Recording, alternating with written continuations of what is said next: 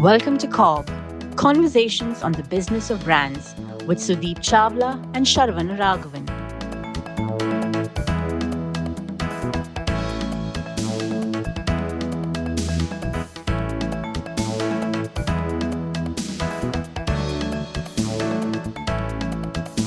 So, Sharan, Hmm.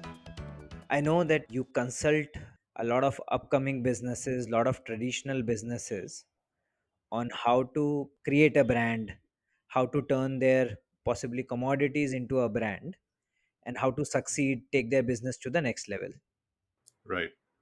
Now, given how much they pay you, they will be left with very little budget. True.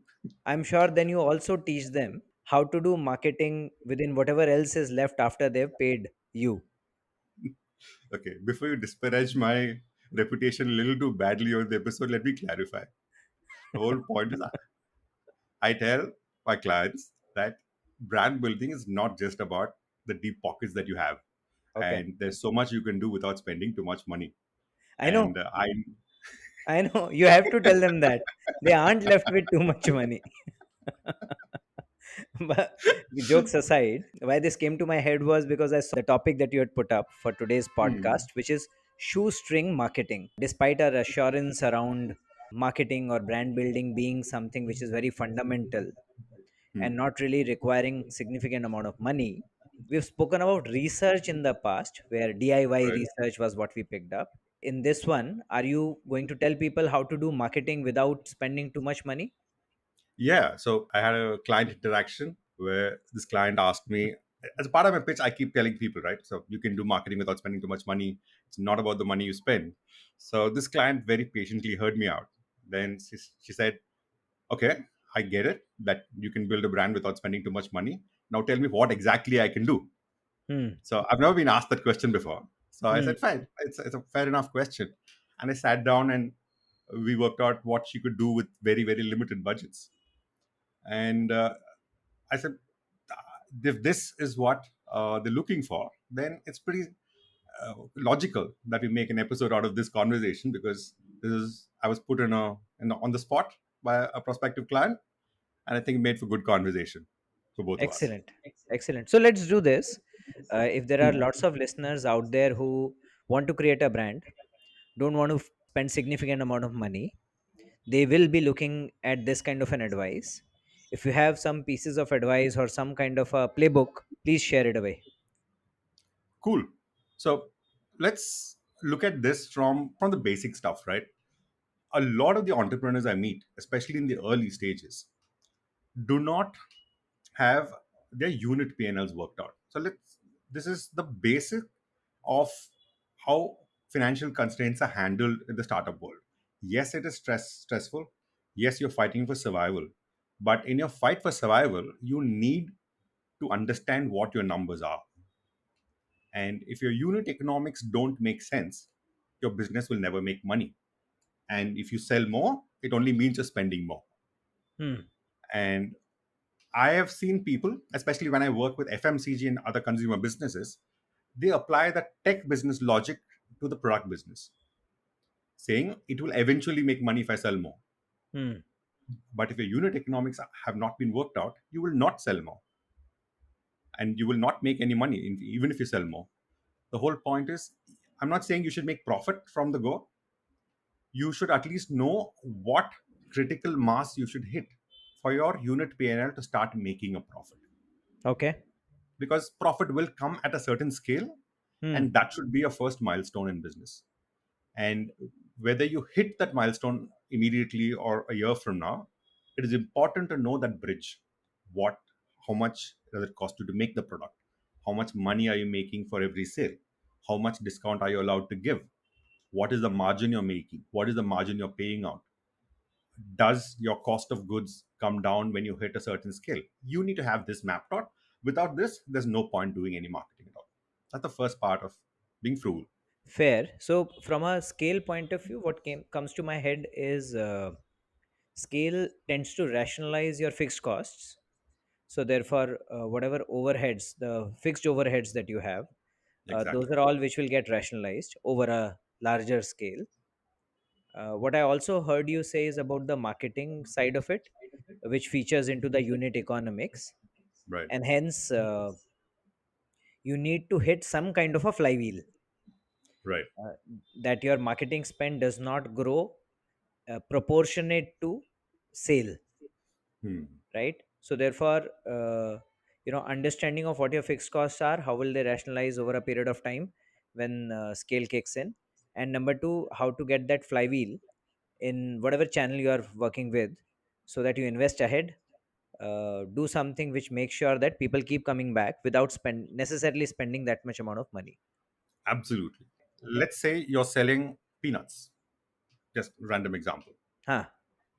100 grams of peanuts, the cost for you is, let's say, 20 rupees, and your actual MRP is 200 rupees, Hmm.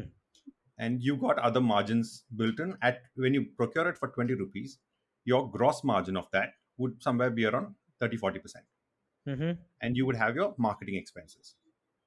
Now when you're starting out, what should be 20 rupees for a 200 rupee MRP might actually cost you 400 rupees. Hmm. This can get rationalized over time, so your 400 rupees can 40 rupees can come down to 20 rupees over time. But if the spend you're doing in your GM, which is your promotions, your marketing spend, does not change or does not reduce in your PNL as you grow, that's when you get hit. The nature of spend that you're making within that marketing spend will determine whether it gets rationalized over a period of time or not. Yeah, in local parlance I'd say, is it sustainable for you or not? Hmm. That's pretty much the question. Okay. And as an extension of this, how much money are you allocating for marketing, for your salaries, for your rent, for all your expenses? Now, usually what gets cut is marketing spend, and what gets amplified is a sales promotion, because when you comes down to a crunch. But if you have this budget calendarized, it makes better sense. That's when you will stay within the limits you allocated.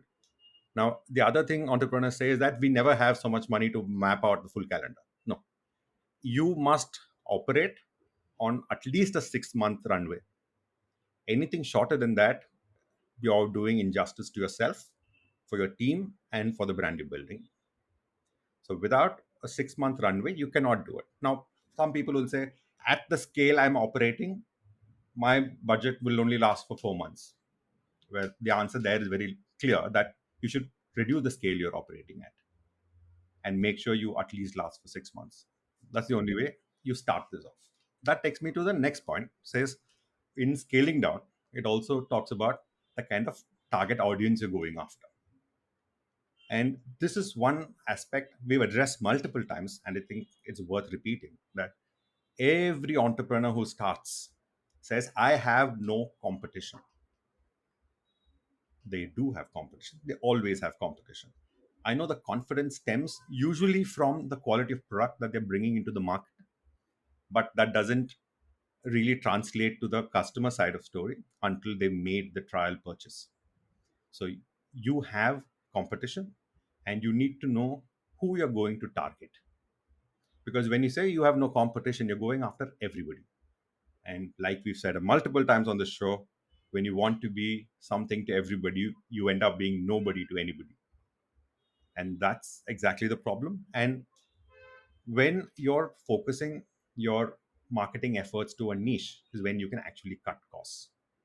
You can be so focused on the niche, you can communicate with them directly, understand them better, and therefore be very prudent in how you spend your marketing monies. Hmm. When you talk to a niche, you would possibly spend your money behind one or two key messages, should possibly be able to increase your frequency amongst that niche with the same amount of money, and Right. therefore should be able to hit a critical mass, should be able to, possibly create that flywheel, rather than talking to a very large audience and then, struggling amongst small sections among within those. Yeah. Okay. And a lot of the founders also quote Byron Sharp, say Hmm. mass marketing is everything. Hmm. So that becomes a bit of a circular conversation to say, see, mass marketing is great, but you need a certain mass, a certain scale of operation to do that. And this is what, so this is a recommendation I'd make to all entrepreneurs. If you're reading marketing books, start with Seth Godin and then go on to Byron Sharp. Don't start with Byron Sharp because it's expensive. Seth Godin talks about niche marketing. He talks about how startups can be built, how small businesses can be built. So start with that if those are the books you're Mm. trying to read. The main objection people raise when I say narrow down your target audience is that I'm losing business. I'm not focusing on people who could actually buy my product. See, it doesn't matter if so many people were waiting in line. You wouldn't have to focus your niche. Mm. Think of it as a fountain. You start at one point, and then you flower out as you grow into other parts of the market. So start niche, focus on the niche, and therefore cut down on your marketing spends very, very judiciously. Okay, understood. One of the examples that comes to my head is when I was listening to one of these podcasts where Arindam Paul talks about getting success in an industrial belt in Gujarat, where they found that ceramic industry uses a lot of fans to dry the ceramic that they were making. Because they had fans running 24 cross 7, energy efficiency mattered to them a lot, Exactly. and hence the Atomberg team completely focused on that particular segment and made sure they reached to a certain amount of sale volume value before they started talking to other segments. That was a good Perfect. example, possibly, of doubling down on a niche that you discover and making sure Right. that you juice it out so that it creates some amount of base volume to build upon. Absolutely. And it's so clear, right? Who wants to save power? Everybody does. And Atomberg is built fans for homes primarily. Hmm. And they could have said, why am I alienating the domestic consumer and by going industrial? But they went after the point that who feels the pain the most of power Hmm. saving. Hmm. And it's obviously felt in the industrial space, like you mentioned, where they're using 20 fans 24/7 and they have the power, the, the spent on power issue. And therefore, they were addressing that inside the strongest and focused on that niche to begin with. And today, I honestly believe people who buy Atomberg fans first buy it for the design and then they justify it with the power saving after that. Yeah, possibly yes. So Possibly yes. that's a wonderful story. So same thing happened to Canva, right? So Canva, the design software, they didn't start out with going after all designers and all agencies or freelancers to start with. So they've initially started doing yearbooks. I think the business was called Fusion Books is what they started. So they focused on one aspect. They actually printed these annual books for schools. Hmm. So putting in the pictures of the students and all that, and they called it the Fusion Book brand. And from there, they started selling the software that they were using to do that, and which became Canva eventually. So starting niche is never a hindrance; it's only a plus at any given point, and therefore you can cut down on the costs you're spending Hmm. on marketing. Hmm. Okay. Fair. Fair. I think understood. So, first one is about getting your economics understanding right. The second is about focusing on a niche and Right. juicing it out. Okay. Fair. What else? Now comes the actual marketing strategies. Hmm. So these are the most commonsensical stuff for most people who've grown up in the tech age and the use to social media and the content writing, content creation that happens. It's just that when it comes to business, everything escapes their mind. So when, as an outsider, it's easy for us to tell people what they should be doing for free. Hmm. Hmm. And there is also this cost factor of marketing is driven by the entrepreneur or the leader's mentality that until you're spending money, you're not doing good marketing. Hmm. A lot of people believe I'm investing so much in marketing is a claim to the investors they want to make. They want to claim to everybody else outside for how much they're investing in marketing. So that cannot be the way you're building your brand Hmm. or your Hmm. marketing performance. So focus on the basic stuff. Create content. Now that you've identified a niche, you know which platforms your target audience are present in. So focus on those platforms. Put out content for them. Because when you identified a niche, what happens is you get their core insight. Once you have their insight, you have to create content to them almost as if you are reading their mind. and that is what hooks them in. And that's what most of us who follow any content creators online get hooked in, because what they say resonates with our life and what our life truth is. So create content that is relevant to your audience. One is organic reach, because you're creating Right. content you want people to discover, and then have stickiness in the content so that they remain stuck to it. But the fact is that this will take a little bit of time.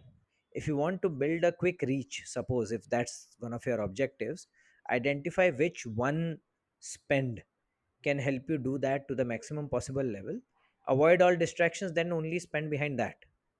Absolutely. Yeah, if you have one particular influencer who has significant reach in that particular TG, get hold of that, try to negotiate and get to the best possible deal, and also find out a way in which this influencer's reach can then be monetized on a sustained basis. Absolutely. In fact, what you spoke on just reminded me of another conversation with a client. Hmm. Was that they were making perfumes, Okay. and I said, so what have you done so far? And they had this influencer who they'd worked with, and the influencer had returned like almost 90x of the investment they put on the influencer, and they never repeated that. I said, why didn't you repeat it? No, a contract was for 3 months. Like, so for those Hmm. 3 months, it actually justified so much of the business you got. So why don't you repeat it? So like you said, when something is working, focus on it. So we put our own constraints there. So when something is working, just stay the course until it stops working, at least. The next other cost effective or low cost marketing strategy is social media. I'm not talking about performance marketing yet. I'm talking about proper social media community building. Mm-hmm. Now, there's this algorithm changes that happens, the reach is unreliable.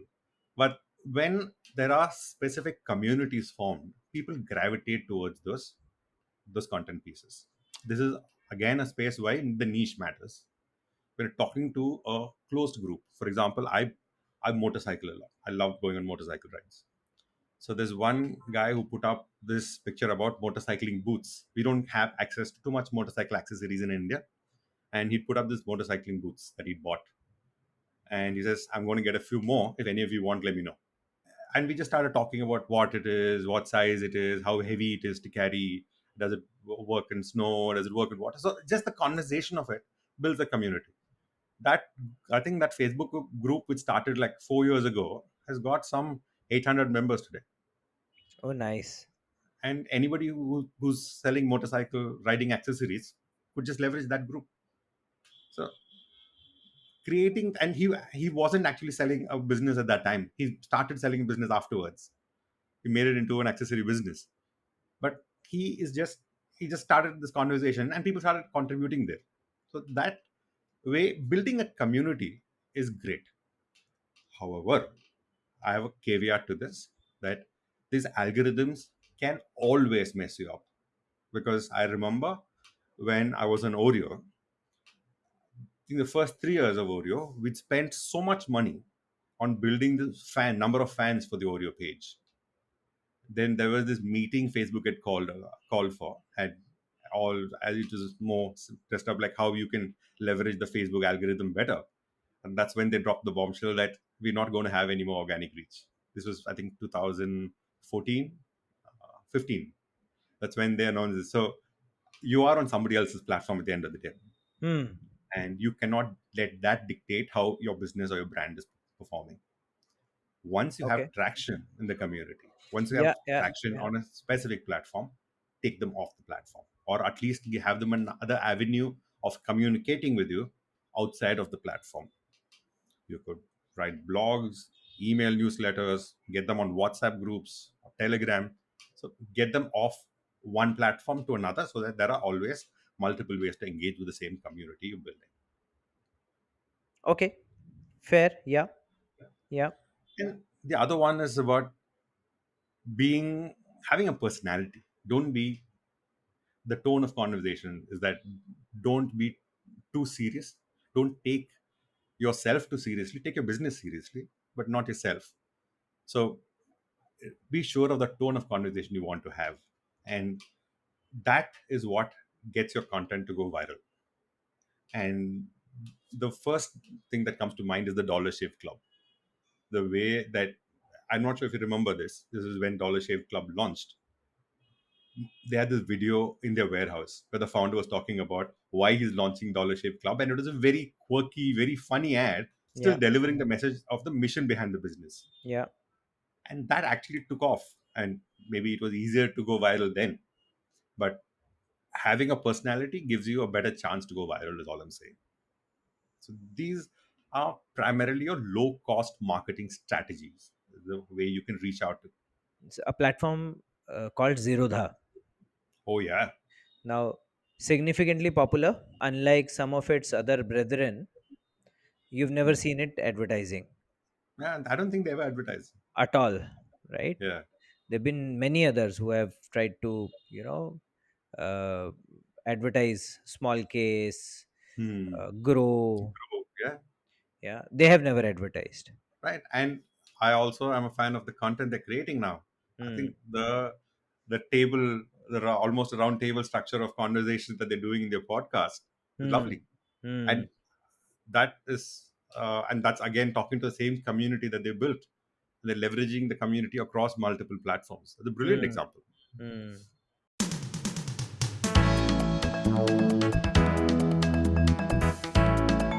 Thank you for listening to CoB, Conversations on the Business of Brands with Sudeep Chawla and Sharvana Raghavan. Subscribe and learn more at cobcast.net. That's CoBBCAST.net. The next part is about doing a lot of the work yourself. Hmm. I see a lot of founders, the moment they decide to start a business and they've registered a name, the first thing they do is to hire an agency to create their brand identity. I understand where the drive comes from, because having an identity that you're proud of is the beginning of your business ego. Your self esteem in the business starts from that point. Now, for this, hiring an agency at an early stage of a business, I think is a bit of an overkill. And designers come at a cost, and the designers not necessarily are contributing too much beyond just the design to the business at that stage. And if you need a professional to make your design, your brand identity, hire freelancers. You got so many platforms. You got Fiverr, Upwork.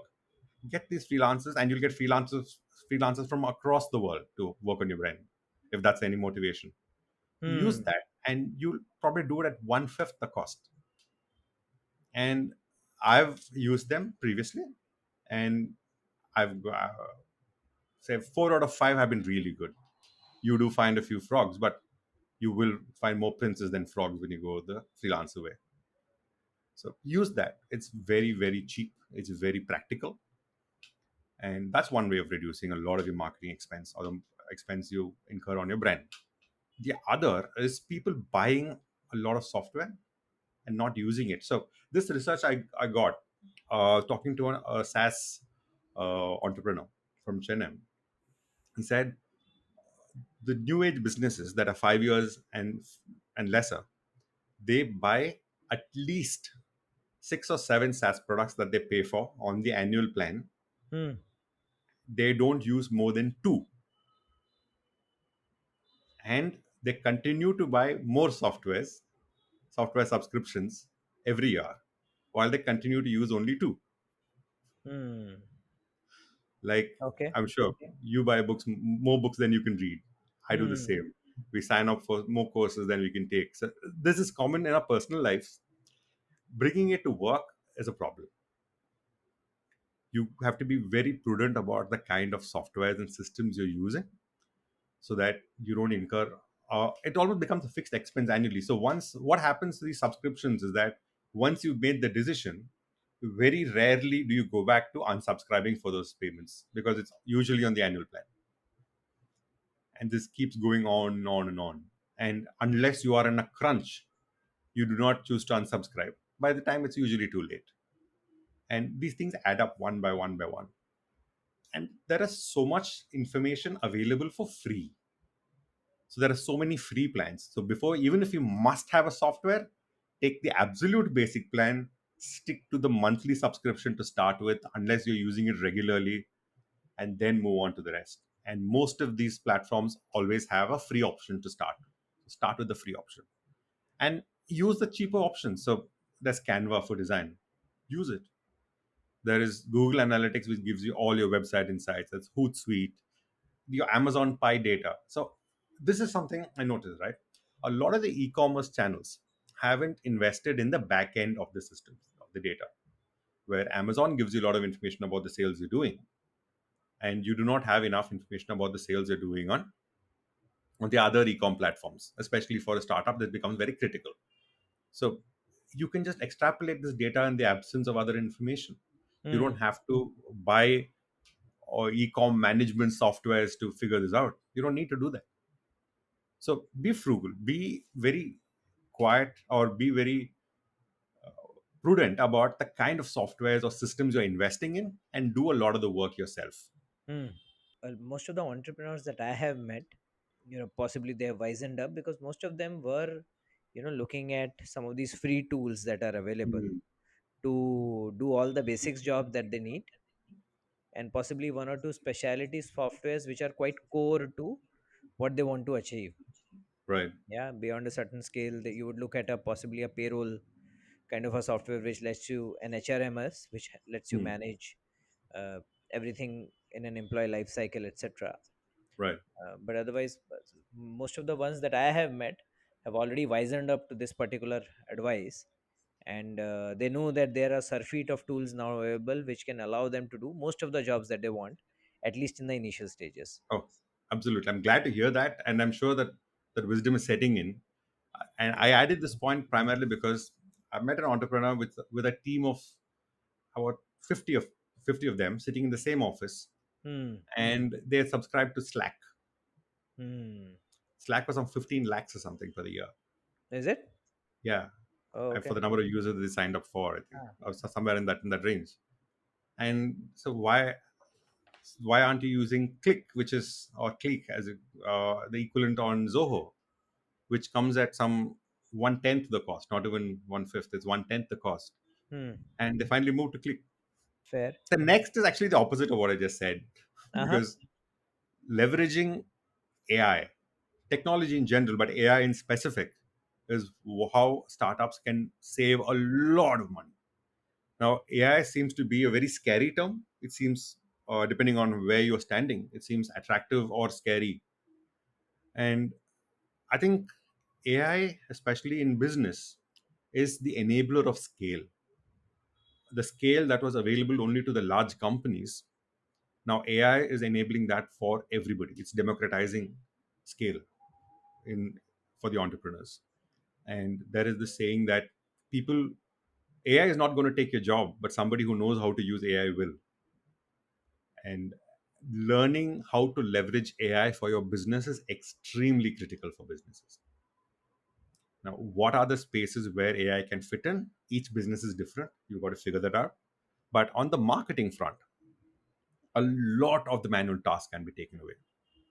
So, starting with the basics, your Chat GPT for your content creation. You can use Chat GPT for your chatbots. So, have you heard of Chris Doe?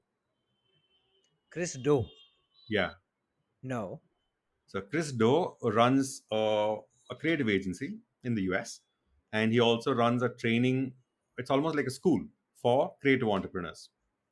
And what he's done with Chat GPT is that he's on a mission to enable a billion people, to teach a billion people to uh, do well in the creative profession. And he says, I can't do it myself. And he has used Chat GPT and generative AI to create an AI version of himself. Hmm. He's called it the Dobot. He's trademarked the term. And if you can't, I mean, obviously he's one man. You can't always ask him direct questions. But if you have access to the Dobot, you can ask it questions, and it will respond to you just the way Chris Doe would. So you Oh, almost nice. got a personal tutor in Dobot of the Chris Doe caliber. He's basically cloned himself into Huh. generative AI, Hmm. which is fantastic, right? So Okay, I'm The not ways you sure. can leverage it. I'm not sure that is fantastic, but yeah, just goes on to show the power of imagination, Yeah. and then what AI can do for you. Fair. The next one is about partnering up. Mm-hmm. So when you do everything on your own as a brand, it does get expensive. But what if you can partner up with people, share the Mm. cost with people, Mm. and getting the right kind of partnerships and collaborations can work brilliantly for all the partners in the group. So there are low cost, there are even free partnerships you can do. And some of the examples that come to mind are both brands that I've seen you use, rather talk about: Ultra Human and the Whole Truth Bar. Ah, okay. Yeah. The Whole Truth introduced an Ultra Human bar, saying that it's Correct. the most nutritious bar they made. Yes.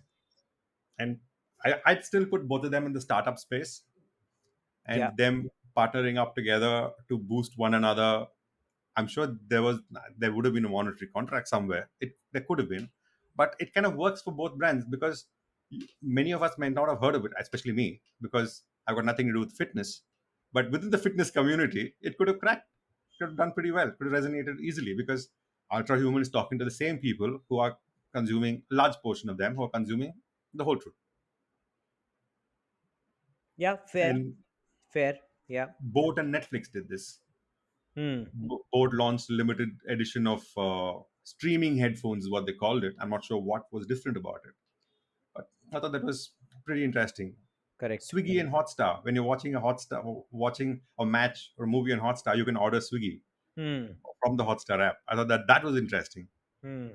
One thing I noticed recently was the Blue Tokai coffee and the Mason and Co. chocolate, the artisan Okay. chocolate.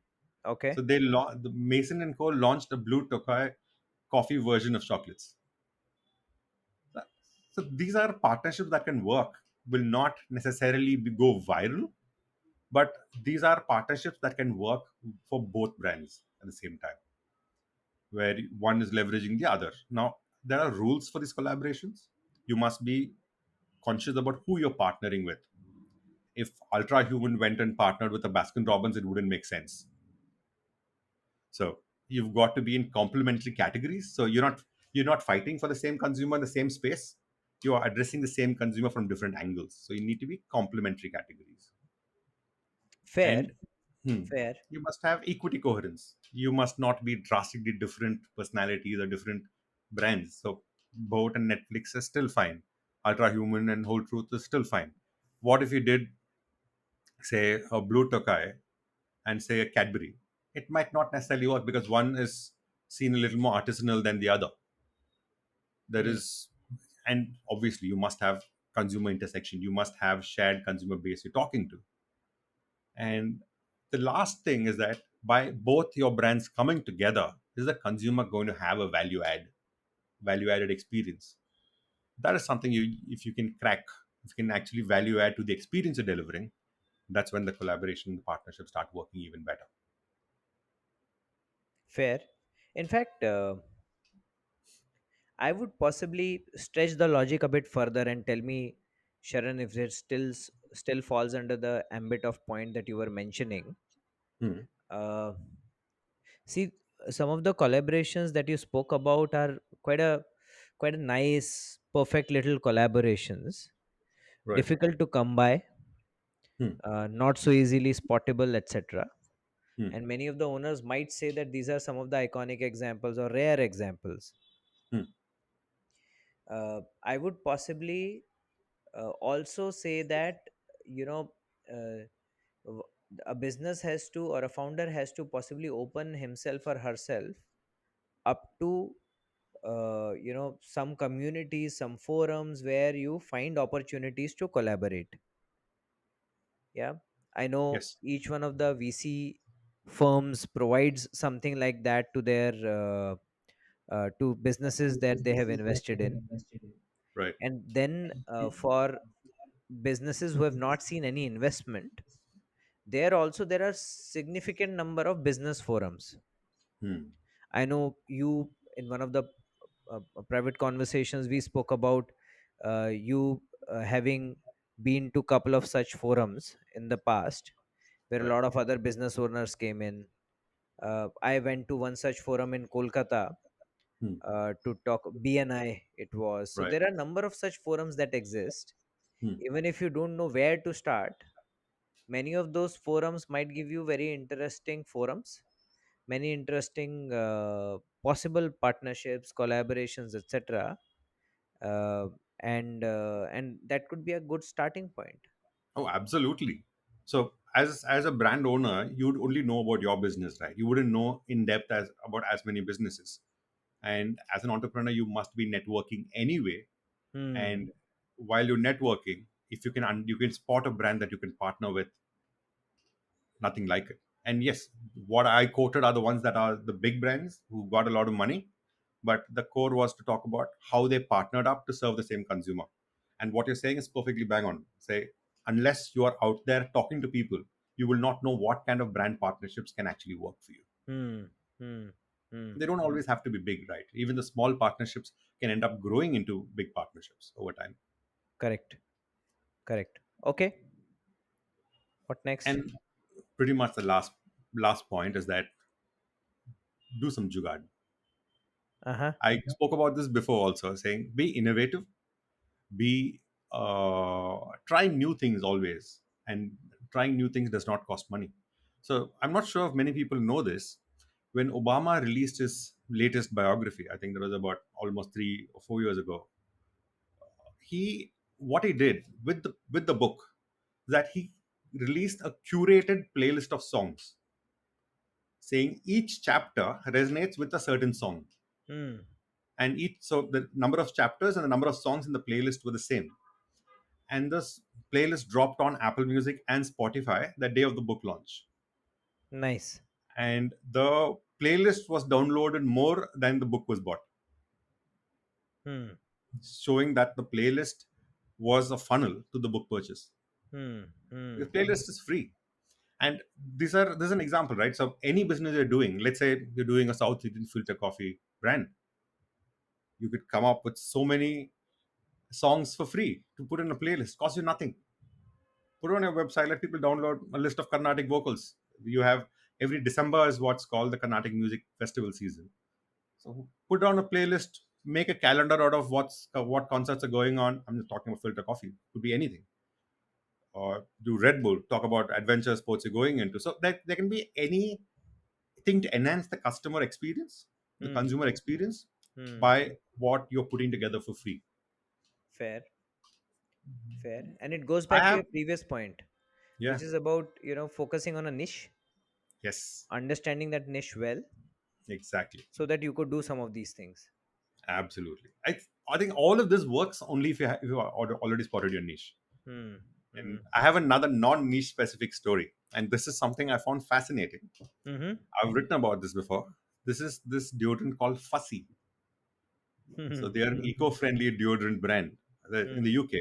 Hmm. And what they did when they launched, they continuously did videos about how their brand was superior than other deodorant brands. Hmm. And they specifically went after Lynx, which is the Axe equivalent from Unilever, Hmm. and Lynx and Dove. So basically, they focus on a lot of Unilever brands, and Unilever does have a significant deodorant play. Hmm. And they got a legal notice from Okay. Unilever, and Unilever is known to be litigious, especially when another brand calls out their brand. It's Hmm. happened in India also, right? Like when Sebamed went after Lifebuoy and Dove, Unilever did take the legal route. When Amul said Walls is not real ice cream, they went out Hmm. and go the legal route. And Unilever is a litigious company, and they're very protective about their brands. Hmm. And these guys, when they did this, they got a legal notice, and they put up the legal notice on social media. And what they did next was even better. They said, "We are sorry. We are just a startup. What we did was wrong, and we should not have done what we did. If we had a marketing department, we would fire them, but we are just the four of us. We are a fledgling startup. We will not do this again, Hmm. and we don't have the might to take you on." Hmm. They've got public sympathy. Hmm. Unilever is now backing off. They went one step further. They said, "We're going to offer an olive branch to Unilever, Hmm. and they took an olive plant Okay. through the London metro, filming it all the while, Huh. taking it to the Unilever office. When they were not allowed into the office, they left the plant in front of the office and with a Huh. card to the CEO Wow. saying, "This is for you. We're sorry we did a mistake." They filmed all of this. And the Huh. cherry on top came when the Unilever CEO tweeted back with the card that he received saying, "Point noted, good luck." That got the brand to go viral, right? Now, this is such a cute story, right? Hmm. Let me tell you the background to this. The four people who started Fussy are advertising veterans of 25 years.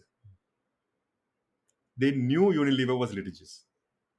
The Hmm. entire thing was orchestrated to get a reaction out of Unilever, and they kept attacking Unilever brands until they got attacked. And this was their plan over all the time, all along. Interesting. Wow. All deliberate.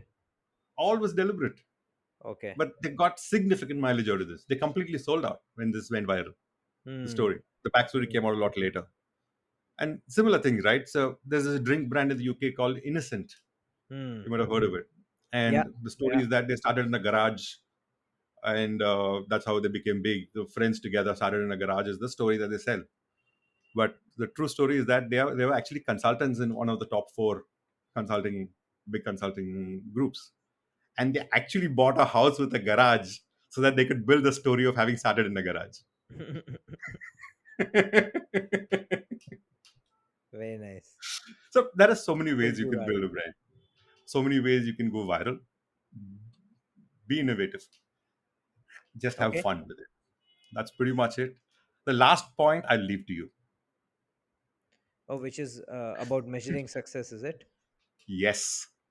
Okay. Okay. No, I think that point I think we have made a number of times on the podcast, uh, which is primarily about regardless of whatever route you take, whatever mediums you choose, you clearly know what you want it to do to your brand. Hmm. So, therefore, it is important to first articulate it and then measure it. Measurement, as we have spoken in the past, needn't be very costly, needn't be a syndicated agency measurement, etc. You can do it yourself as long as you are clear who you are measuring within, what is the TG, and number two, what are you really measuring, Right. what are you going to go for. And as long as these two things are clear, you with after every campaign, after every effort, you can measure whether it is leading you in the right direction or not. Right. And as long as it is going in that way, you should be sure that it will start paying off in terms of your run rate or your sales as well. Perfect. And this actually goes back to what we said, right? Yeah. When even if you do it for free, for cheap, or for a lot of money, you need to know what is working for you to repeat it. And if something's working for you, keep doing it until it stops working for you. Hmm. And the only way you know it's working is if you can measure what success means for each of the marketing activity. Hmm. Hmm. Hmm. Fair. So Fair. that's it. And now my clients know that even after paying me, they can still do some marketing. Correct. Correct. Thank you, Sudeep. Ciao. Thank you.